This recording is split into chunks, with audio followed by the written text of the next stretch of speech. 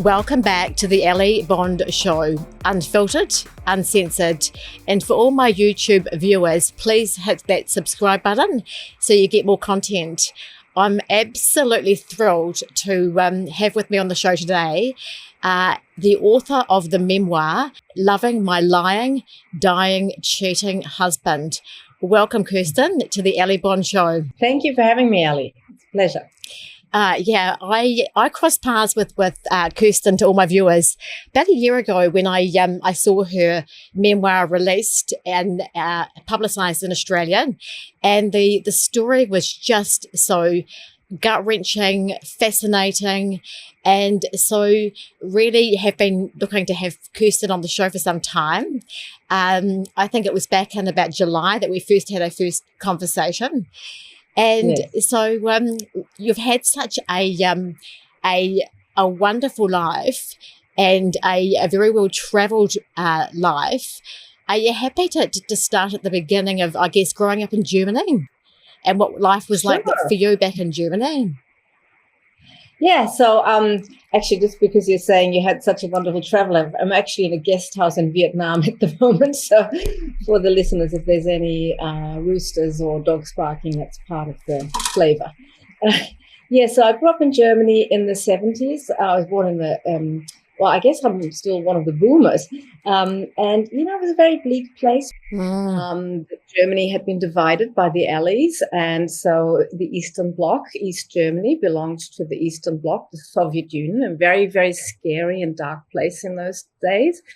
And so we lived with that aftermath of the guilt of the Holocaust, which never went away in that generation. And that generation did a lot of atonement for that past, but you can't erase the past, no matter how much you educate or atone, it is still there. And so that was always lingered there. And, I grew up as a child listening to my grandmother's stories of the war, and I found them fascinating. I didn't listen to fairy tales. I listened to stories of them sheltering from my grandmother, who was very feisty, saying, I'm not going to lift my arm, for that little politician coming through town. And so stories of her, being defiant and so on. I mean, obviously, they did survive, and my parents had come to West Germany as refugees. There was a lot of hardship. So growing up, wasn't that happy. So when we went for our first ever family holiday to Italy, I was like, oh my God, this is a place where the sun shines. The people are happy. And I had this feeling immediately at the age of 12, maybe I was born in the wrong country. Maybe I need to live in a happier, sunnier place. So as soon as I could, after I finished high school, I actually dropped out of high school. I was very, these days I know I was neurodiverse and I had ADHD. Back then I was just a difficult child. So immediately after I finished high school, I went to work in Italy in a tourist area, in a hotel. And, I had to learn Italian by hook or by crook because nobody spoke English or German. So that's when my wanderlust really kicked in. Yeah.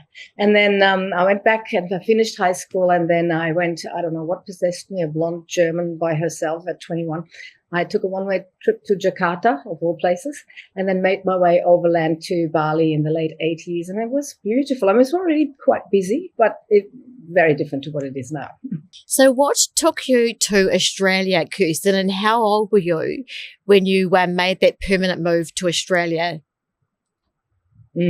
So as I said, I ended up in Bali and I stayed there actually for a while. And, as you do, I backpacked around Asia, and it was fun in those days because, we didn't have phones. We had to wait for post restant. 3 months later, you might get a letter from someone. Calling back home was $5 a minute. So you hardly ever called back home. So it was really different to what it is now. Once I realized, I guess I was 25 when I moved to Australia, or 24, I think, the first time I went. I had dropped out of high school. I did high school later. I mean, I finished it on my own dime, on my own terms. And so, at one point I said, okay, I could continue traveling around Indonesia, making money the ways I made money, like selling things at markets. So I packed a big bag, took a whole lot of stuff to Australia. and started selling at the market there. And then I thought, okay, I'm at this precipice now where I really have to make a decision. What do I do with my life? I think I should probably get a university degree because that's, what one does. But I had no desire to go back to Germany. By then I spoke fairly good Italian. And I thought I could maybe think of going back to Italy, but, I didn't really think that was for me either. So I thought, why don't I just try and stay in Australia? And so I managed to, get a residency in Australia, and I ended up going to university in Australia. I did my undergraduate in Melbourne and also my postgraduate at Melbourne University. So I ended up, from my parents thinking I'd end up, a backpacker somewhere washed up on the streets of India, penniless, to actually doing a PhD in Australia. So that did actually impress them. Unbelievable. But, I come from a family of resilient people. So I just fought my way to a future that sort of fitted me. And Germany was not it. Although I'm very grateful to the public education I received in Germany and many other things. Yeah. So you're in Melbourne, and then I know that some years pass, and you were a little bit of a late bloomer when it comes to a love life, and I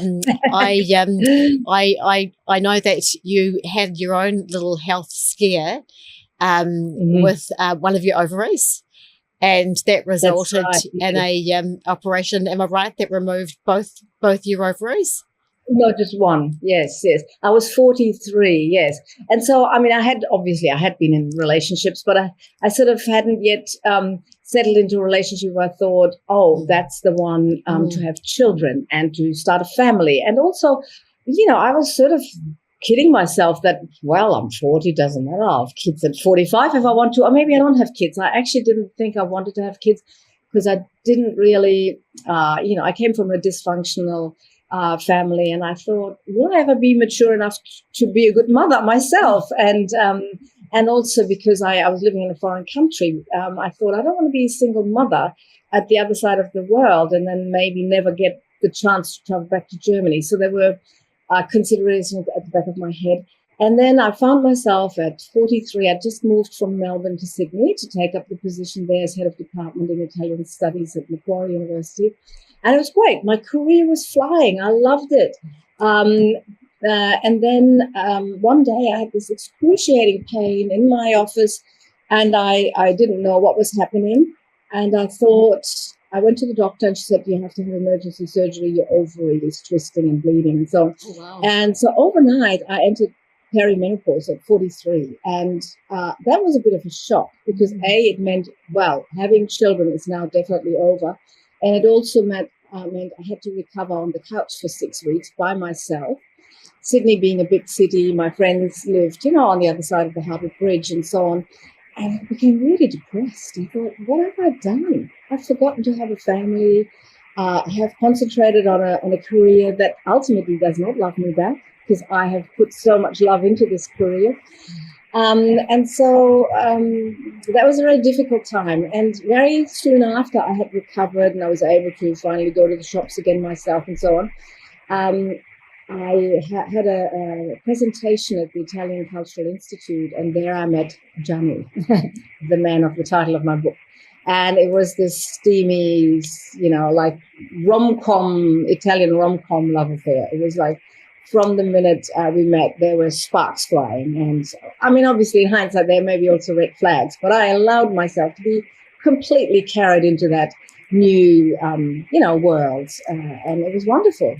Love affair, life. And then I got this incredible job opportunity to work on a floating university campus that went around the world for 4 months. And so you meet this good-looking, charming Italian man, Gianni, and you're off on the on this boat where I understand you're working, and you got to smuggle him on board too.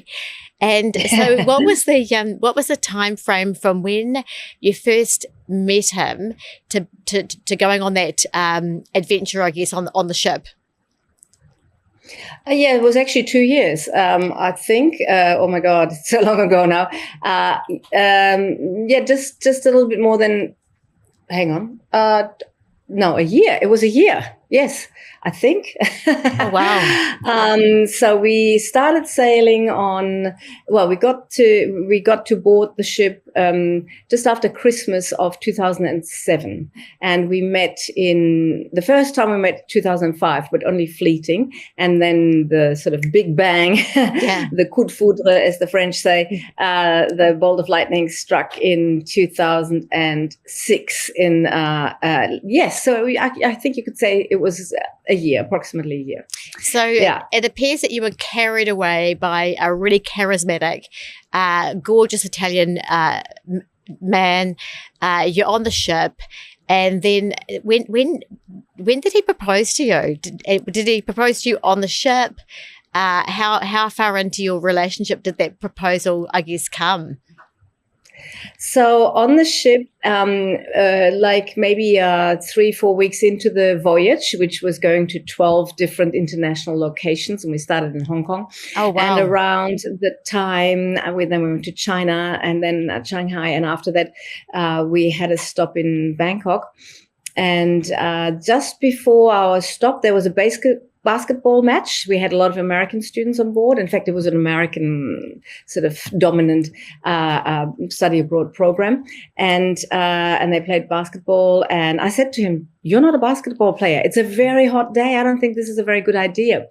And he said, "No, I'm playing anyway." Mm-hmm. It was staff student game, and he fractured and dislocated his shoulder 5 minutes into the game, and he was in excruciating pain. But we was too close to shore for him to be medevaced. So they waited until the next morning until we docked, and then he had to see a doctor, and then he had to recover in a location close to the hospital in Pattaya, which is the sex tourism place that I wouldn't ordinarily go to, but it was very close to the hospital. So we chose this very cheap hotel, which in the light of day, in fact, didn't look very nice. But anyway, and it was in that hotel room because, he was in so much agony. And then he was conked out on sleeping pills. And one of my colleagues had come with me to the hospital to assist me and him. And while he was conked out on painkillers, we went downstairs, and there were tailors everywhere, as there are often in Southeast Asia, and they were specialized in wedding dresses. And so we walked in, and the women flung these large, folders with wedding dress photos of other Westerners at us, and said, "You get a wedding dress made." And my friend said, "No, I'm not interested. I'm not in the market." But she is, pointing at me.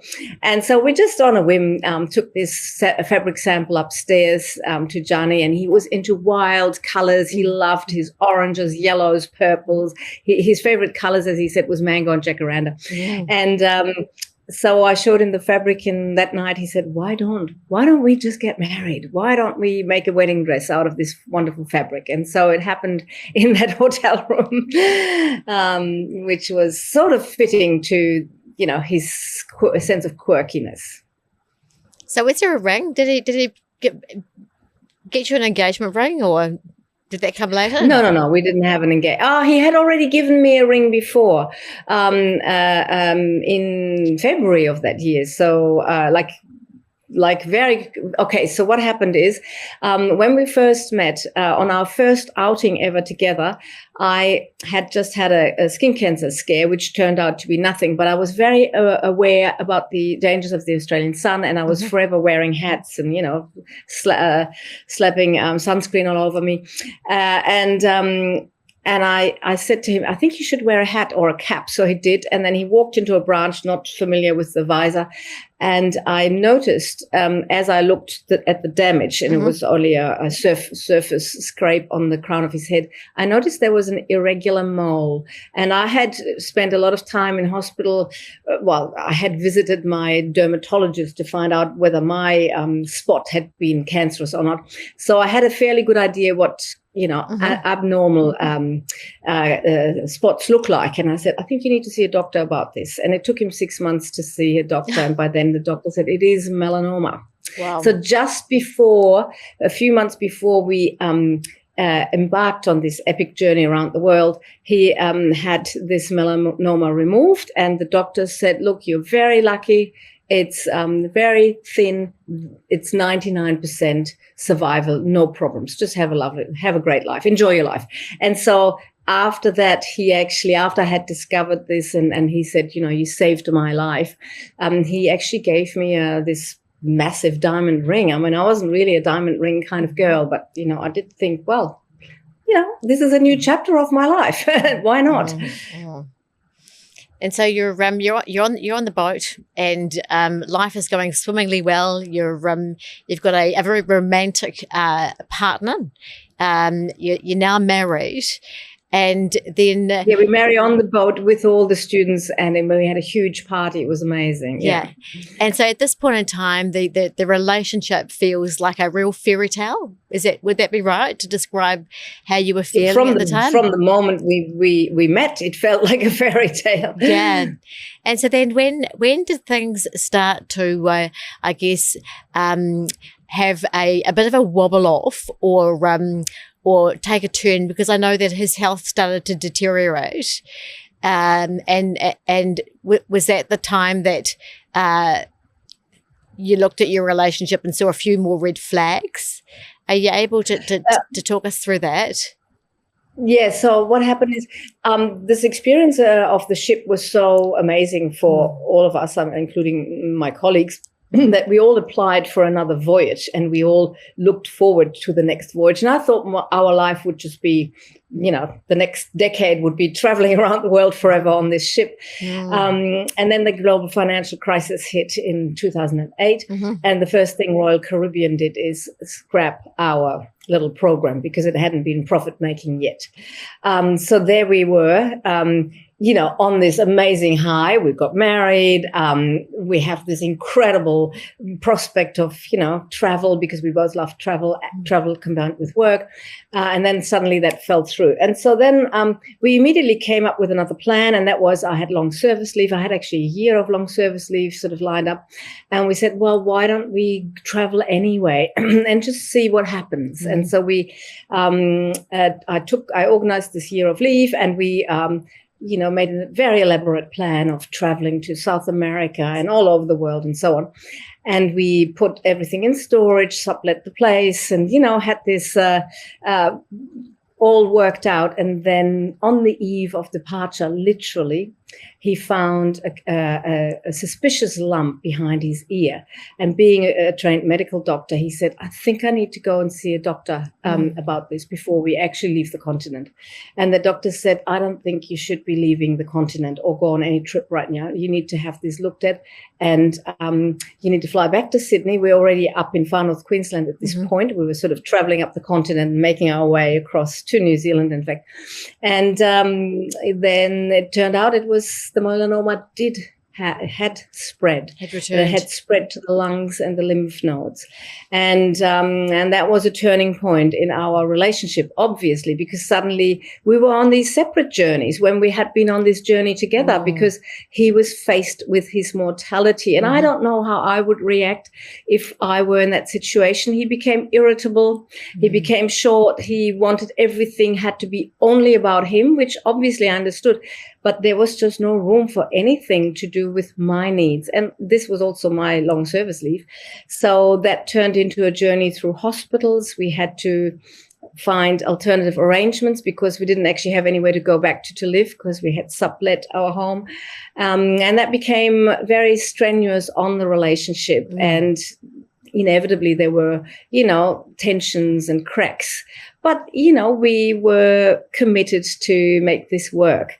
He also had a tendency to be he was very absorbed in texting. He had I'm an introvert and he was an extrovert. And so he had to have contact and set up, appointments with his friends every day, all the time. It drove me a little bit mad, but I said, yeah, whatever, that's his thing. So he was forever on the phone and on email, and I never paid any attention. And of course, his phone was locked. I didn't have the password to his inbox, and why would I? I didn't need it. So I was never really suspicious about all that crazy activity. And also he was a frequent traveler back home, and he had his elderly parents there who often had health scares. So I was never worried that he traveled. And I, in fact, enjoyed periods of my own because it meant I could recharge the inner introvert. And then when I think it was a year after the cancer diagnosis, after this stage 3, which then turned into stage 4 diagnosis, that we had resigned ourselves to cancel this incredible once in a lifetime trip around the world, and let's just stay put and make sure you get well again. And then, of course, we got the scary news that that the cancer had traveled to the brain, and it was now a brain tumor. And at that point, suddenly we were unexpected. His legs collapsed from under him when we were in a shopping center. We were actually going to go on a honeymoon, escape, whatever. It was always this timing where everything happened at the worst time. And or ironical timing. And he had no choice but to say, look, you need to go into my inbox and find the medical form so I can tell them in the emergency that I actually have a condition and this is an emergency, even though he wasn't outwardly bleeding or, And as I logged into the inbox, or rather as I scrolled through the inbox to find the files and downloaded them and printed them out, I noticed a suspicious subject line. It was about what a beautiful woman, but I realized it wasn't about me. He had received an email from another woman about another beautiful woman. And I thought, that's weird. But anyway, I just logged out and got on with the job because it was an emergency. So then I had to drive him from Cairns all the way to Townsville, which is 500 kilometers away. Australia is a big place. Plus it was the monsoon, the wet season. So it was very dramatic. I felt like I was, in a movie. It was very action-packed. Can I ask you what it was like for you with seeing that subject line, and he's obviously very ill. Was your stomach churning? Did you put it out of your mind and as you traveled, or what was it like for that 24 hours when you'd just seen what you'd seen in the email?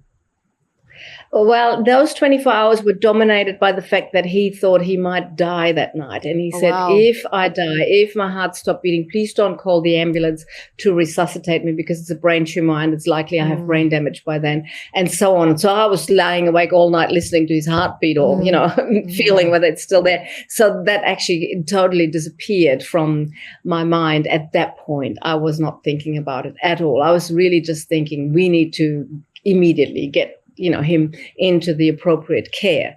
And so once that had taken place, we had 3 weeks in a hospital, or he had 3 weeks in the hospital in Townsville, and I had to take temporary accommodation in a hotel.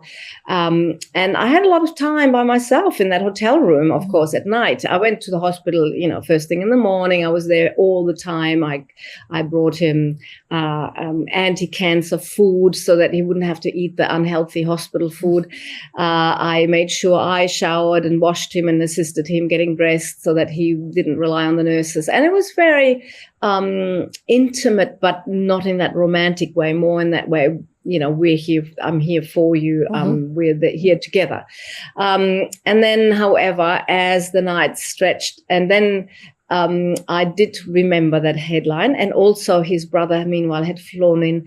And as I mentioned before, he had always been very busy keeping in touch with hundreds of friends, literally all around the world. And so suddenly his Facebook page became a very busy place with lots of messages from women I had never heard of.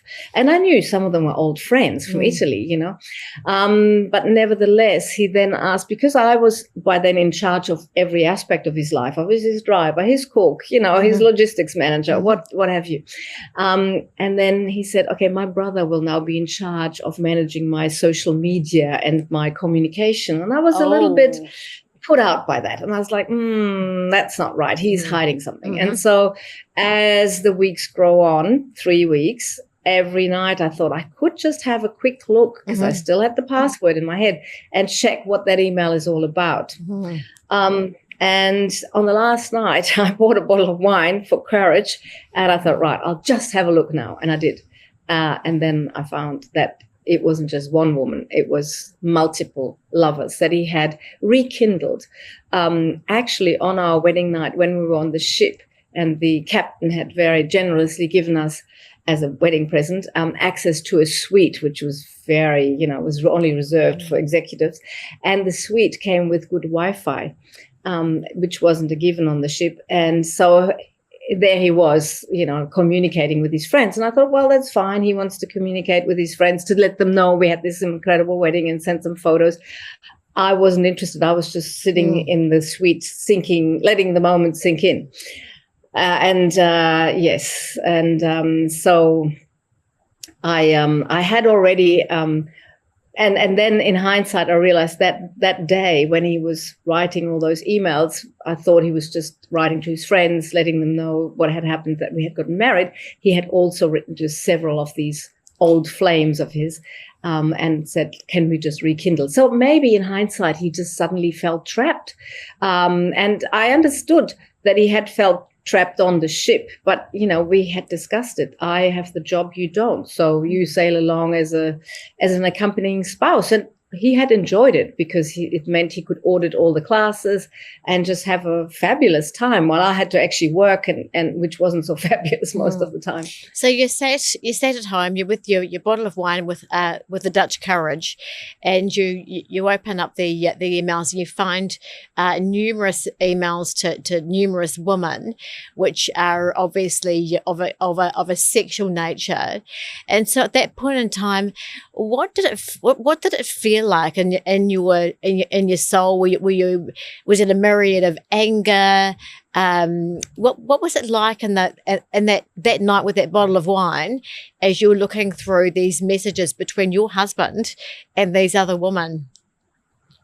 Yeah, I was numb. I was shocked, and I was extremely hurt, because here I had been sacrificing my long coveted long service leave, looking after him, and being completely there for him, like I was his full-time, wing woman.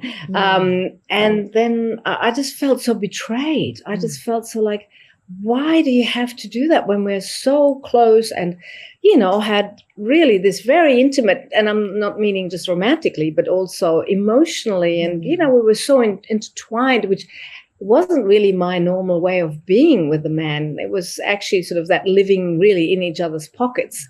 And I thought, why did he have to have this other life behind the scenes that he never told me about? And of course, then a lot of things also suddenly made sense in hindsight, all the things that I had perhaps spotted as red flags, but conveniently tried to ignore. And I was angry with myself that I had allowed myself to, get to this point. So, yeah, it was very angry. And so, of course, the next day was finally he was getting out of hospital after 3 weeks having a brain tumor removed. And then I was in this quandary. What do I do with this anger and this emotion, this rage? I just wanted to scream at him and, let him know why. But of course, I couldn't do that.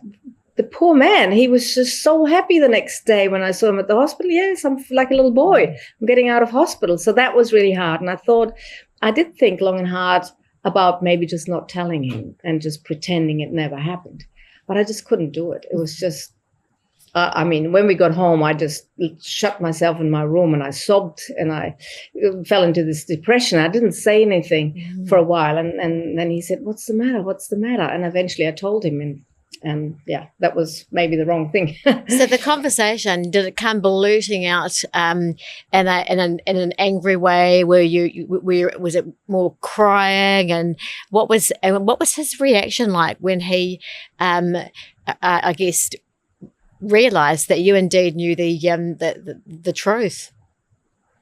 Yeah, so since I'm a writer, and at that point I was keeping a journal, it was sort of my crutch. It was sort of like my in your pocket therapist. So I would just write my anger out of my system. That was the main thing I did. And so when it came to sharing with him what I now knew and confronting him about it, I actually wrote him a letter. And I wrote 10 drafts of that letter. And then I finally thought I'd hit the right note. because I didn't think it was right to, accuse. At that point, we didn't yet accept that the cancer was terminal, but in hindsight, it was. We just didn't yet use those words. So I wrote him this letter and I said, look, I'll still stand by you and nothing will change, but I just need some time to process this now. And so I handed him the letter and he exploded. He just went off in anger and said, how could you do this to me when I'm at my most vulnerable? You go behind my back and raid my inbox, which, yes, I did. And I felt terrible about it, but I had no choice at that point. I needed to know the truth. Because too much evidence also had piled up. So, and then his first reaction was to ring his brother and find a way to, we then decided, okay, we need to have time out. And so he went to Italy, stayed with his brother and possibly saw his lovers again. In fact, he did. And I gave him permission. I said, I can't tell you not to do that. You're a dying person. Who am I to tell a dying person? And I did a lot of Google search on cancer forums, and I read by other men who said when they were given the death sentence, that their cancer was terminal, they suddenly had this incredible urge to have sex. And I thought, who am I to judge and say? I'm not dying, so it was a very difficult time. You're an incredibly strong woman, and what were your friends and your family, saying, or how were they supporting you when you were going through this, or were they unaware of the level of deceit and betrayal? Yes, so I didn't tell my family. And as you know, I moved to Australia, so maybe there's a reason for that. We're not that close in that regard. I did only tell, we lived at that time, we were living in a small village, and the village was very supportive and helpful towards me and Johnny. And so I didn't think it was right to spread the news in the small village, because that's just wrong. So I told only my two best girlfriends, or three girlfriends, and that was very helpful. They're very, very supportive. And then I thought, okay, I need to somehow deal with this. I can't keep drinking red wine. That's just not going to be a good long-term strategy. I actually did go and see the hospital counselor, because they do offer counseling. I forgot. Before we had this month out, because we both agreed, let's take time out and have a month apart and see what we want to do. He had to undergo radiation therapy, and in Townsville, a place where none of us had any friends. So I said, okay, I'll be with you. So of course I had to drive him. I had to cook for him. I had to be his assistant. And I did that.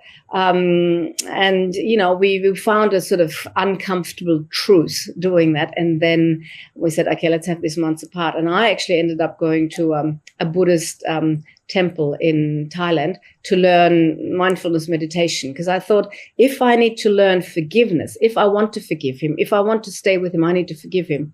And therapy is going to take years. I need something quick. So I actually went and checked myself into a silent meditation retreat. And at the time, I was the only white Westerner there. And it was quite an incredible experience. I wouldn't recommend it globally for everybody as a cure. And a good friend of mine who was a Buddhist and was an ordained Buddhist nun, she in fact said, look, I don't think this is a good idea. What if you have a nervous breakdown? The monks should not have to deal with the mental health emergencies of a Western woman. I said, it's fine. I come from a family of resilient, people. I'll handle it. But it was tough. So how long were you there for? A month? Was it a month? Yeah. And yes. so during that month, because you reference, forgiveness, and obviously the that is a route that you chose to take rather than an anger and a growing sense of space that really is not going to heal you. It's just going to harm you longer term. But that month while you were there, were there moments when you just wanted to shout and scream, or couldn't you do that being in a I'm not sure what happens in a Buddhist monastery. Yeah, so this was actually a large temple on a mountain just outside Chiang Mai. I can't say the name because it's very hard to say of the temple. I mean, and during the day, it receives a lot of tourists, so it's quite busy. And I was allowed to walk around wherever, and nobody would control whether I actually had a beer at one of the tourist stalls or not. But of course I didn't, because I did this for myself. And then at night I was in the monk quarters in the women's wing, and you just had a very austere cell. There was nothing. There was just a mattress on the floor, like a thin mattress that you rolled up, and there were Thai women, but no Western women. And I could have screamed in that room. Nobody was there to know. I just had a lot of time to think while I was there. And that was the reason why I had gone there. And also I knew I had to learn how to cope with the emotions and not have the mind dominate, my being. Like, I needed to find the off switch, so I wouldn't endlessly replay situations where I had, for example, a suspicion of, now it makes sense, and he was there at that time, or I was trying to reconstruct the timelines. When did he see X, Y, and Z? Where was I? And so on. And sometimes it was like I would meet him for coffee after he just had, an encounter with one of his lovers, and that drove me crazy. But I had to find the off switch for that, and I knew it was all up to me, because nobody else could take that away from me. And so I found it very empowering and healing being in the monastery. And I did sneak in my journal. So I did write a lot of letters that I didn't send. Anger letters, letting it out in writing. And so that was extremely therapeutic. So were the letters like geared towards him and his behaviour that he never got to see? They were just letters that you wrote for yourself to release some of the anger and resentment? Yes, it was like, here's what I really think, you bastard. Because, I didn't feel it was right to shout and scream at a dying man, you bastard, you asshole. But I could do it in my journal. Nobody would ever read it. And so that was extremely helpful to do that. And I just had another thought, but it's just gone out. I just have to say, I just think you're just such a phenomenal woman to have chosen that pathway. I think if I was put in that situation, I think I'd chuck him in the fuck it bucket, and I'd have to move right along. But yeah, so you're in the monastery for about a month, and then what was it like reconnecting with Gianni again face to face? Because I imagine, did that month did his health deteriorate over that month? No, actually it didn't, because it stayed stable. Actually, I wasn't a month in the monastery. It was maybe 2 weeks, but I was on that journey. So then I gave myself another, actually after the monastery, I went bungee jumping, zip lining over the rainforest in Laos. And that was amazing. And there I finally screamed. I screamed and screamed and screamed. I was the oldest one there. They're all young backpackers. And I go, oh, look at this woman. She's brave. And I was like, yep, I'm going for it. And that was very therapeutic. I was going to say also, I found in the temple, it was very therapeutic to go to their chanting sessions with the monks and just chant. And that was also very therapeutic. But the most important thing I did is I asked myself the question, what will I regret more and what will serve me long term? If I leave, and I tried to visualize, that anger will stay with me. That tendency to just drink it away with numb myself, will probably stay there. Do I want to become that bitter, broken woman with a closed heart, or do I want to keep my heart open? What will serve me better? And that's basically how I came to the decision. And of course, we couldn't have the doctors wouldn't say, he's got 3 months, he's got a year. They kept saying, we don't know, it could be 5 years. So obviously there was no end point. But when we got back together, we actually both were quite happy that we had taken that month apart and that we were then again in each other's company, because there was a reason for why we had gotten together. And that is, we shared a lot of things. We shared, the travel, the conversations. We could talk endlessly about things, and in Italian, which I obviously enjoyed. So we decided, okay, let's just hang in there together and just see it through to the end. And that was actually a very beautiful time that followed, even though gradually his health then declined. The brain tumor returned a few months after we had gotten back together. He needed another emergency operation, and then there were complications, and so gradually he declined. And so how long did you have with him after your return from the monastery and from your month away before he passed away? It was actually another year. Okay, so quite a long time. Yes. And were there lots of conversations about I guess the affairs, the other woman, or was it a taboo subject that? That was a taboo subject. Yes. Okay, and how did you cope with that, being a taboo subject as you nursed, cared, and I guess was loving your dying husband? Well, as it became clear that the cancer wasn't going to go away, and so he stayed mentally sharp until the very end, but physically, of course, he declined and he started to look very frail, but his wit never declined, and so he also didn't have the energy anymore to actually think about his lovers. He also lost his beloved son during that time. And so he was then grieving as he also was facing his own mortality. And that was really difficult. And he really, I think at that point, no longer cared about the lovers, because he just also didn't have the energy. He suddenly became very vulnerable, and he had to go through his own grief journey before he actually reached his own death. And that was very hard for him, and it was very humbling to watch. And it also allowed us to really grow closer again. And he had said to me before we went on our separate month journeys there, he had said, what if you could find another way of loving me? And now I'm just thinking about the timelines. Was it another year? We had another 8 months. I'm actually not quite sure, but it doesn't matter. It was a substantial amount. It wasn't like 2 months or something. And he had asked me, can you find maybe you can find another way of loving me? And I think that's what we did at the end. We created a new form of love between the two of us, because maybe, I don't know, inside of him, he also realized that these sort of affairs that he had continued for a long time.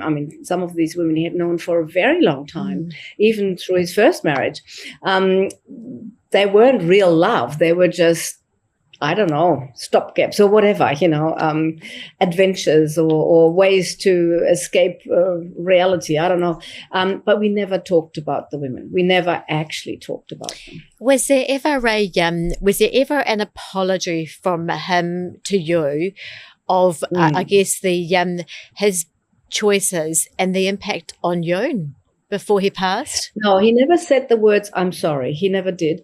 But he did say, he did acknowledge, he said, I made you suffer. And I think that was his way to say, I'm sorry. He acknowledged that it was his fault that I had to endure, deep, catastrophic heartbreak. And he did acknowledge that. And that was enough. That was an apology of sorts. That was, I also did read a lot about narcissistic personality disorder at that time, and realized that, well, that was him. And that was the love bombing. That's part of it. And of course, I had enjoyed the love bombing. I had no idea that was also part of that profile. So, I had also walked into this willingly, not knowingly, but yeah. It was hard that we could never talk about it really again. But then, we were actually in a beautiful location. We were in far north Queensland on a beach with these wild weather patterns. And we sort of enjoyed that, being part of a small community. There were suddenly new things in our lives that we didn't expect, and they were beautiful. The love and care, for example, that a community offered and extended to us was overwhelming and very, very beautiful. And so then it's time for his passing, which must have been incredibly difficult for you, with a myriad of emotions. And and then there's funeral and eulogies and how, the level of his deceit, how much of it was known within his own family per se. And I'm asking this question because obviously after Gianni passed away, along came a memoir. And so at the time that he passed away, was his family aware of the other woman? I don't think they cared. In any way about that. There was a lot of complications in his family. I'm not really wanting to go there.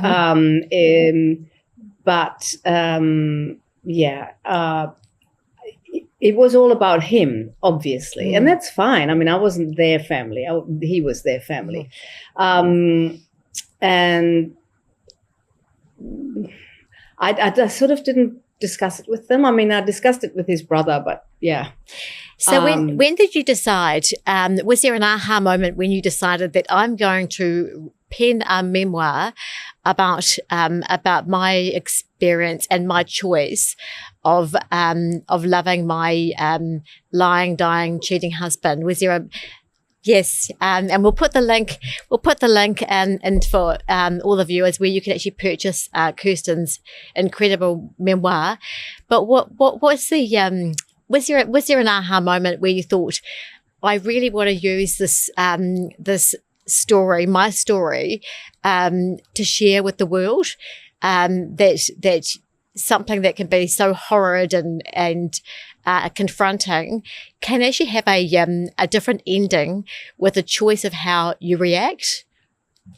Yeah, so that's a good question, and thank you for that. So two things. I was always journaling, and that sort of gave me the raw material for the story.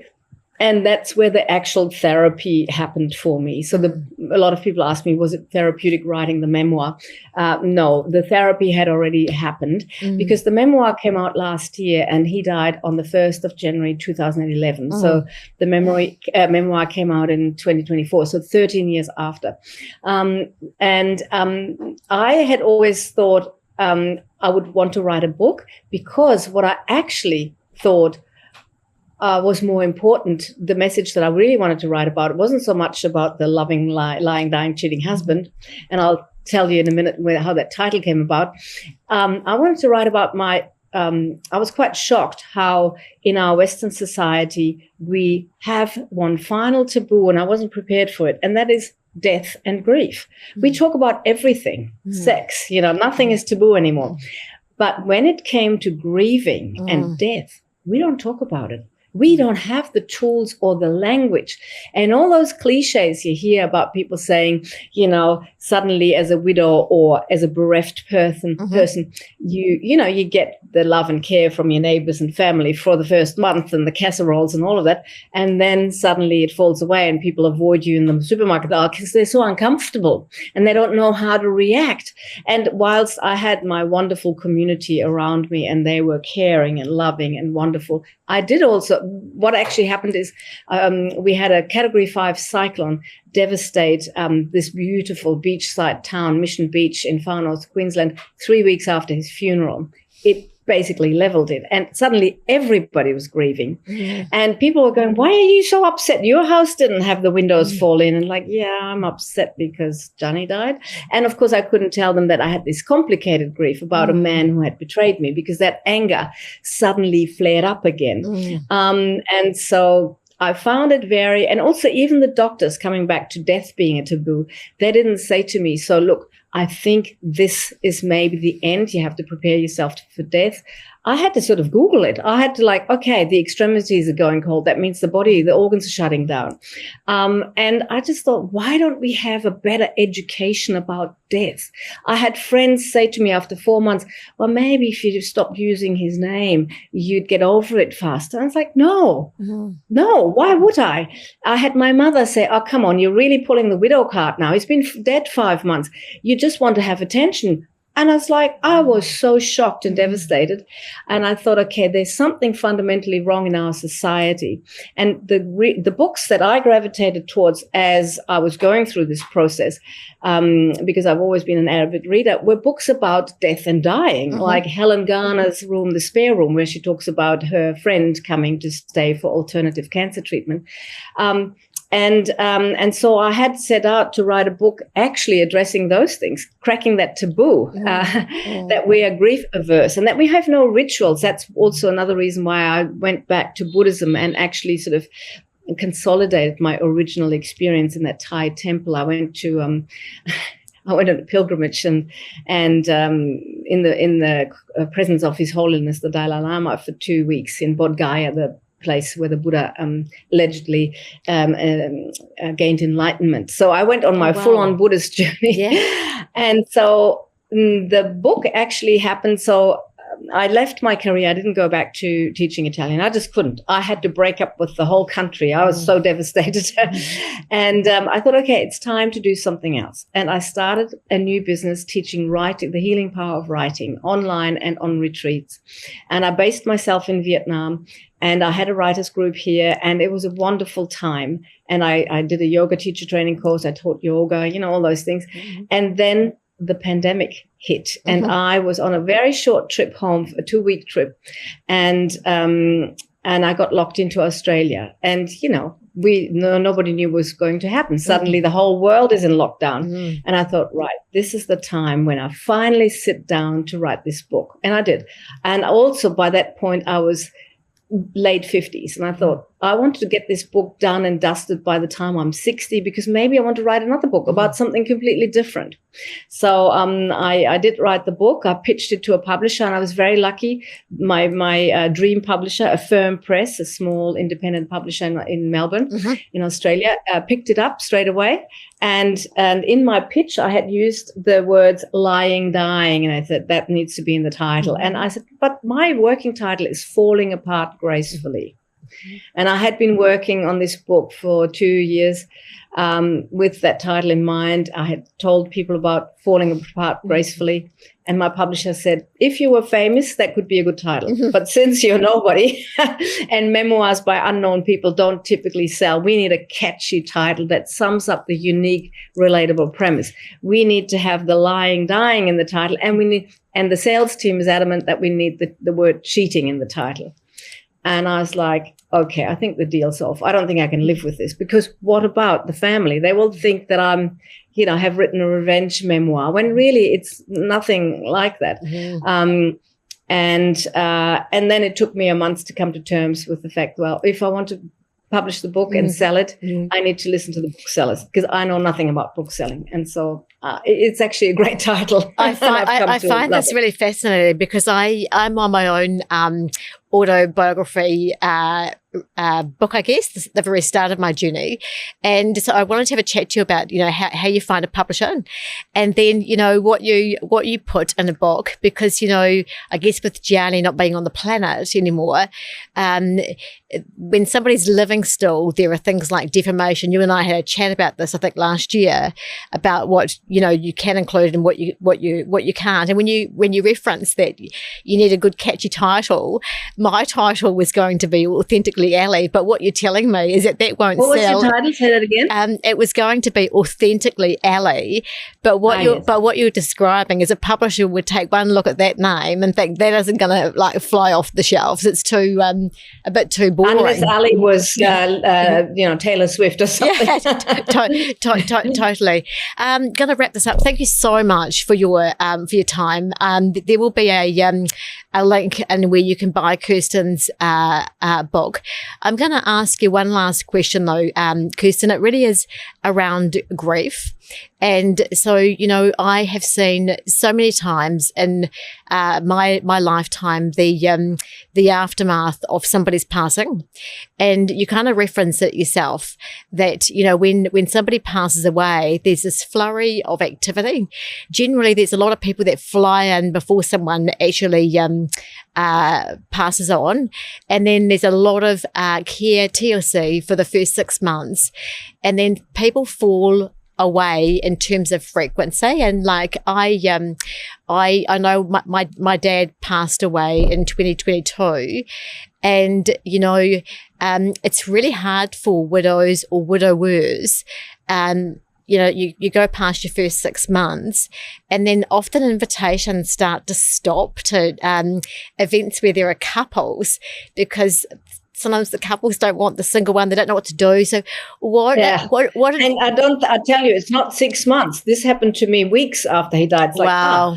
I disturbed the symmetry around the dinner table. I'm not invited because I'm not a couple anymore. Yeah. What advice would you give to a widow or widower that has recently lost their spouse? That has really helped you. If you look back at what helped you grieve, what tools of trade, what advice would you give to somebody, to that woman back in 2011, I guess? What would you say to her that about the grief journey, I guess? Yes. So actually, I did not have this, but I think in hindsight, it might have been good to attend or to have some sort of network of, like if you live in a bigger city, of other people who grieve, because they're the people who will understand and tolerate that you perhaps have this urge to talk about it again and to be really viscerally, heartbroken.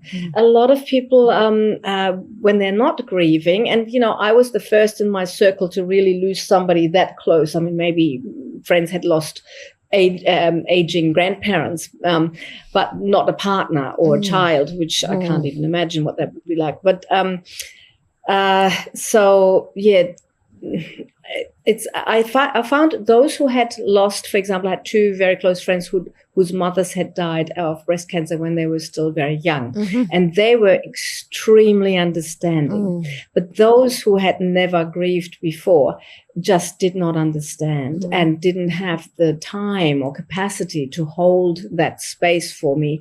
And, people said, well, but you're not a widow. You don't fit the mold. Well, what's the mold of a widow? Yes, I'm not a Sicilian woman who's going to wear black for the rest of her life. But that doesn't mean I don't have feelings that need to be accepted and validated. And so I would actually, I think the main thing is keep, the memory alive in the way that's important to you and fitting for you. And I was actually very lucky. I was invited on a show. SBS is going Inside in Australia. That program is screening a show on widowhood in March. And that was very interesting because that, that journey is shared by so many, and that experience of suddenly becoming part of a club that nobody wants to belong to.